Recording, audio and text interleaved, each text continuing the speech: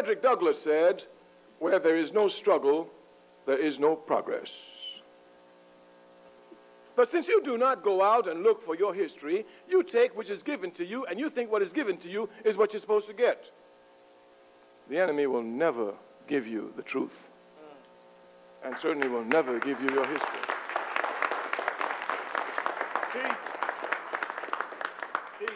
And we say, no man, no woman looking for the truth cannot find it. Someone can hide the truth, but if you look for it, you'll find it. The only way you will not find the truth is if you do not look for the truth. We can give examples everywhere.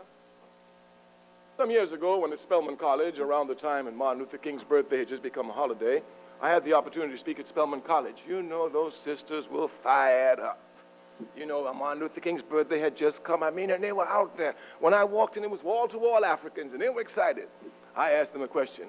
How many of you love Martin Luther King? Put your hands up. I mean, some put both hands up. And I asked them a simple question. Keep your hands up if you have read one book by Dr. Martin Luther King. Oh, Brother Kwame, we love him. They don't even read about King. All they know about King is what they get off of television, and the television can only give you sound bites at best.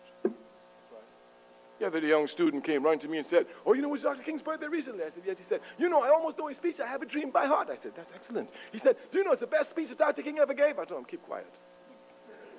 You must not spread ignorance, especially among an oppressed people."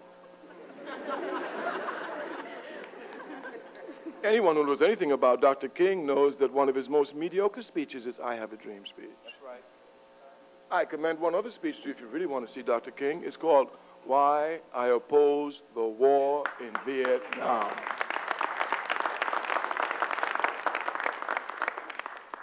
It is here that you will come to see truly something about Dr. King.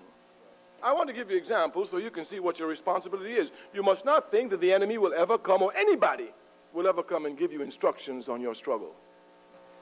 Constant struggle. We want to make this aspect of constant struggle clear. Of course, the capitalist system, of course, will confuse you. It presents things only as one-sided, that things are only one side. When they talk about the Indians and the cowboys, you just get the cowboy side, not the Indian side. When they talk about the struggle in Palestine, it's just the Zionists, never the Palestine. I mean, never. The other day, someone was sitting down looking at a movie. It was a movie about how these, the Jewish people had suffered, and now because they're suffering, they were going to Palestine, a Zionist picture. So it was on television. So I walked out the room.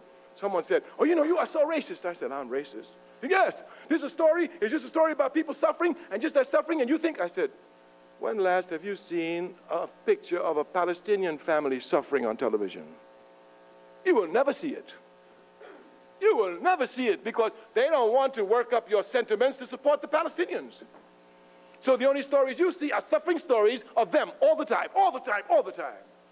One-sided view of life is given everywhere, this one-sided view of life. We must come to look at the other side.